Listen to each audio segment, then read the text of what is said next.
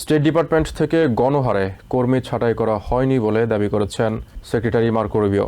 বুধবার হাউস অ্যাপ্রোপ্রিয়েশনস কমিটির শুনানিতে একথা জানান তিনি।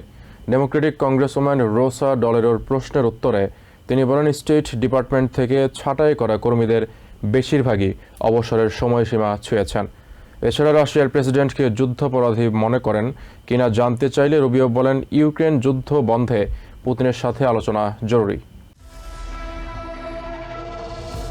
স্টেট ডিপার্টমেন্টের বাজেট প্রস্তাব বিষয়ে হাউস অ্যাপ্রোপ্রিয়েশনস কমিটির সামনে বিভিন্ন প্রশ্নের উত্তর দিয়েছেন স্টেট সেক্রেটারি মার্কো রুবিও। এ সময় বিশ্বের বিভিন্ন দেশের সাথে আমেরিকার কূটনৈতিক সম্পর্কে গুণগত পরিবর্তন না আনলে ওয়াশিংটনের স্বার্থ সংরক্ষিত হবে না বলে জানান রুবিও। ওয়াশিংটনের কাছ থেকে বছরের পর বছর মানবিক সহায়তা পাওয়া দেশগুলোর সাথে বাণিজ্যিক সম্পর্ক পুনর্বিবেচনা করা জরুরি বলে মন্তব্য করেন তিনি।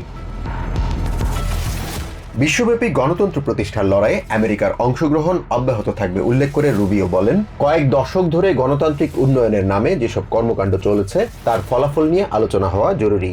যুদ্ধবন্ধে আগ্রহী দেশগুলোর উন্নয়ন কর্মকাণ্ডে আমেরিকা পাশে থাকবে বলেও জানান তিনি। স্টেট ডিপার্টমেন্টের বরাদ্দ 60% কমিয়ে আনা হবে কিনা ডেমোক্রেটিক কংগ্রেসম্যান রোজা ডলেরোর এমন প্রশ্নের উত্তরে রুবিও বলেন, স্টেট ডিপার্টমেন্ট থেকে এখনই বড় ধরনের কাটছাঁটের উদ্যোগ নেওয়া হয়নি। এছাড়া ডিপার্টমেন্ট থেকে গণহারে কর্মী ছাঁটাইয়ের খবর ভিত্তিহীন দাবি করে স্টেট সেক্রেটারি বলেন, এখন পর্যন্ত প্রায় 200 জন কর্মীকে অব্যাহতি দেওয়া হয়েছে। এদিকে হাউসে সাক্ষ্য দেওয়ার সময় স্টেট সেক্রেটারি জানান, রাশিয়া ইউক্রেন যুদ্ধ বন্ধে দুই পক্ষের সাথেই আলোচনা করছে ওয়াশিংটন। এ সময় ডেমোক্রেটিক কংগ্রেসম্যান বিল কিটিং প্রশ্ন করেন, রাশিয়ার প্রেসিডেন্ট ভ্লাদিমির পুতিনকে যুদ্ধাপরাধী মনে করেন কিনা। যুদ্ধাপরাধীর সাথে আলোচনা কতটা সফল হবে সে বিষয়ে জানতে চান কিটিং। উত্তরে রুবিও বলেন, প্রেসিডেন্ট পুতিনের সাথে আলোচনা ছাড়া যুদ্ধবন্ধের উদ্যোগ এগিয়ে নেওয়া সম্ভব না। অন্য দেশের সরকারকে আর্থিক সহযোগিতায় লাগাম টানা হবে কিনা এমন প্রশ্নের উত্তরে স্টেট সেক্রেটারি বলেন, সব ধরনের আর্থিক সহযোগিতার ধরন এবং ফলাফল বিষয়ে আলোচনা শুরু হয়েছে। তিনি আশা করেন প্রেসিডেন্ট ডোনাল্ড ট্রাম্পের নেতৃত্বে অহেতুক ব্যয় কমিয়ে আনতে সফল হবে স্টেট ডিপার্টমেন্ট। এ সময় এল সালভাদরে স্টেট ডিপার্টমেন্টের $15 মিলিয়ন বরাদ্দ বিষয়ে প্রশ্ন করেন ডেমোক্রেটিক কংগ্রেসম্যান নর্মা টরেস।